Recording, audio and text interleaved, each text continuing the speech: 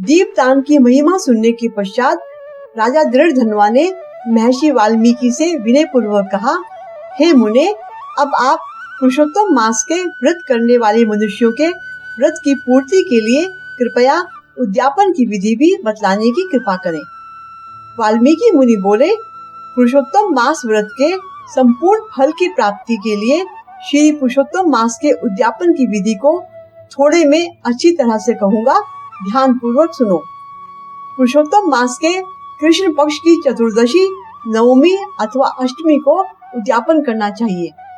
इस पवित्र पुरुषोत्तम मास में प्रातः काल उठकर यथा उपलब्ध पूजन के सामान से पूर्वाहन की क्रिया को करके एकाग्र मन होकर सदाचारी विष्णु भक्ति में तत्पर ऐसे 30 ब्राह्मणों को स्त्री सहित निमंत्रित करे, अथवा यथाशक्ति अपने धन के अनुसार 7 अथवा 5 ब्राह्मणों को निमंत्रित करे। बाद में मध्याह्न के समय 16 सेर अथवा उसका आधा अथवा उसका भी आधा यथाशक्ति पंच धान्य से उत्तम सर्वतोभद्र बनाकर सर्वतोभद्र मंडल के ऊपर स्वर्ण, चांदी, तांबा अथवा मिट्टी के छिद्र रहित शुद्ध 4 कलश स्थापन करना चाहिए। 4 व्यूह की चारों दिशाओं में बेल से युक्त उत्तम वस्त्र से वेष्टित 5 से युक्त उन कलशों पर क्रम से वासुदेव, हलधर, प्रद्युम्न और अनिरुद्ध देव को स्थापित करें। पुरुषोत्तम मास व्रत के आरंभ में स्थापित किए हुए राधिका सहित देव देवेश पुरुषोत्तम भगवान को कलश युक्त वहां से लाकर मंडल के ऊपर मध्य भाग में स्थापित करें। वेद वेदांग के जानने वाले वैष्णव को आचार्य बनाकर जप के लिए 4 ब्राह्मणों का वर्ण करे। उनको अंगूठी के सहित 2-2 वस्त्र देना चाहिए। प्रसन्न मन से वस्त्र आभूषण आदि द्वारा आचार्य को विभूषित करके फिर शरीर शुद्धि व प्रायश्चित के लिए गोदान करे। तदनंतर स्त्री के साथ पूर्वोक्त विधि से पूजा करनी चाहिए।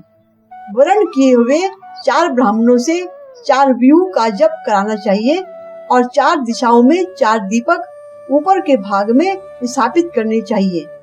फिर नारियल आदि फलों से क्रम के अनुसार अर्घ्य दान करना चाहिए।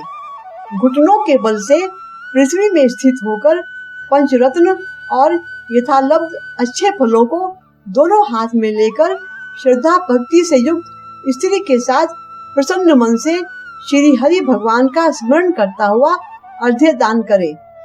अर्घ्य दान का मंत्र बोले, हे देव देव, हे पुरुषोत्तम, आपको नमस्कार है।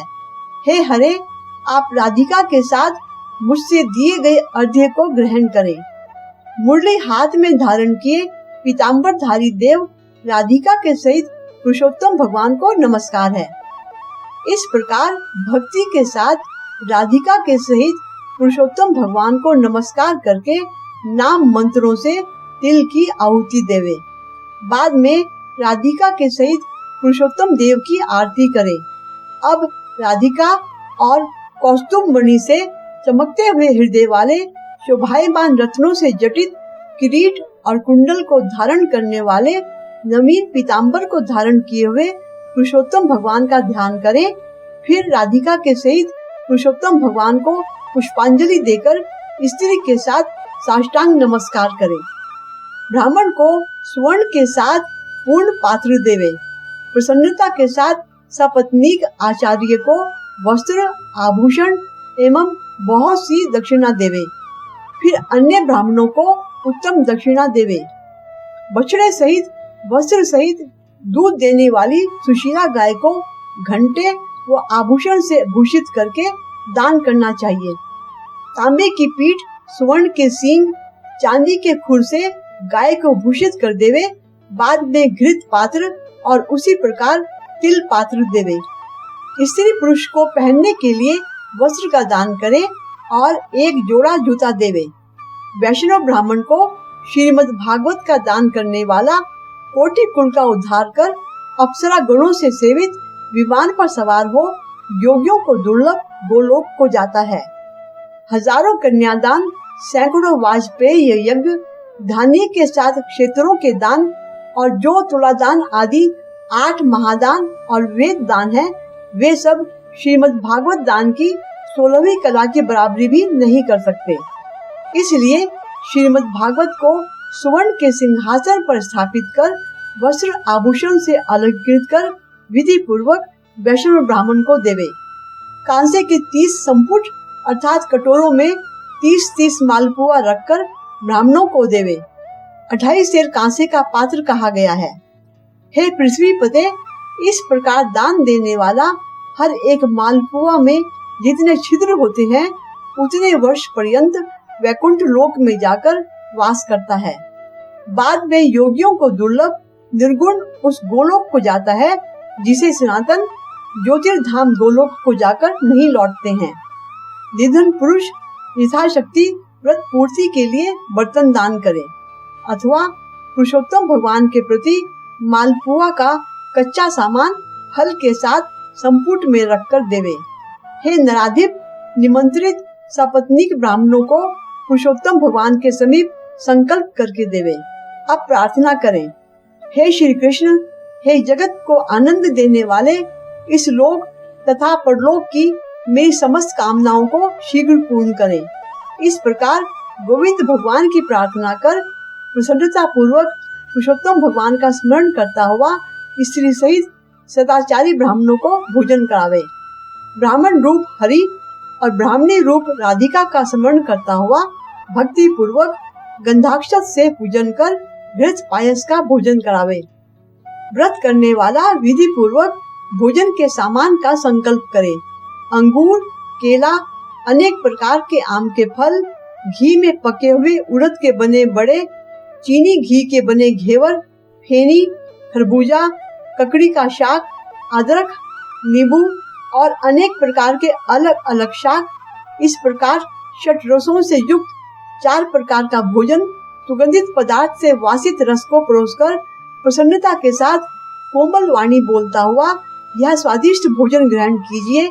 और हे ब्राह्मण, जो इस पकाए हुए पदार्थों में अच्छा मालूम हो उसको मांगिए। मैं धन्य हूँ, आज मैं ब्राह्मणों के अनुग्रह का पात्र हुआ, मेरा जन्म सफल हुआ। इस प्रकार कहकर आनंद पूर्वक ब्राह्मणों को भोजन कराकर तांबूल और दक्षिणा देवे। इलायची, लौंग, कपूर, नागरपान, कस्तूरी, जावित्री, कत्था और चूना, इन सब पदार्थों को मिलाकर भगवान के लिए आदर के साथ प्रिय तांबूल को देना चाहिए। जो इस प्रकार तांबूल को ब्राह्मण श्रेष्ठ के लिए देता है वह इस लोक में ऐश्वर्य सुख भोग कर परलोक में अमृत का भोक्ता होता है। स्त्री के साथ ब्राह्मणों को प्रसन्न कर हाथ में मोदक देवे और ब्राह्मणियों को विधि पूर्वक वस्त्र आभूषण से अलंकृत कर वंशी देवे। सीमा तक उन ब्राह्मणों को पहुंचाकर विसर्जन करे। मंत्रहीनम क्रियाहीनम भक्तिहीनम जनार्दन यत् पूजितम मया देव परिपूर्णम तदस्तु में। इस मंत्र से पुरुषोत्तम भगवान को क्षमापण समर्पण करके यस्य स्मृत्या च नाभुक्तया तपो यज्ञ क्रियादिषु न्यूनम संपूर्णताम याति सद्यो वंदे तमुचितम। इस मंत्र से जनार्दन भगवान को नमस्कार कर जो कुछ कभी रह गई हो वह भगवान की कृपा से पूर्ण फल देने वाला हो यह कहे। अन्न का यथा भाग विभाग कर भूतों को देकर मिथ्या भाषण से रहित हो अन्न की निंदा ना करता हुआ कुटुंबी जनों के साथ भोजन करे। अमावस्या के दिन रात्रि में जागरण करे। स्वर्ण की प्रतिमा में राधिका के सहित पुरुषोत्तम भगवान का पूजन करे। पूजा के अंत में सपत्नीक व्रती प्रसन्नचित हो नमस्कार कर राधिका के साथ पुरुषोत्तम देव का विसर्जन करे। फिर आचार्य को मूर्ति के सहित चढ़ा हुआ सामान देवे। अपनी इच्छानुसार यथा योग्य अन्न दान को देवे। जो जिस किसी उपाय से इस व्रत को करे और उत्तम भक्ति से द्रव्य के अनुसार दान देवे, स्त्री अथवा पुरुष इस व्रत को करने से जन्म जन्म में दुख, दारिद्र्य और दुर्भाग्य को प्राप्त नहीं होते। जो लोग इस व्रत को करते हैं वे इस लोक में अनेक प्रकार के मनोरथों को प्राप्त करके सुंदर विमान पर चढ़कर श्रेष्ठ वैकुंठ लोक को जाते हैं।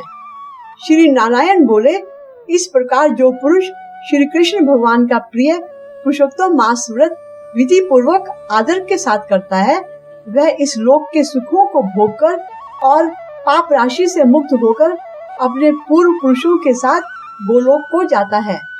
इसके साथ ही पुरुषोत्तम मास का दृढ़ धन्वा उपाख्यान व व्रत उद्यापन विधि नामक पंचविंश अध्याय संपूर्ण होता है।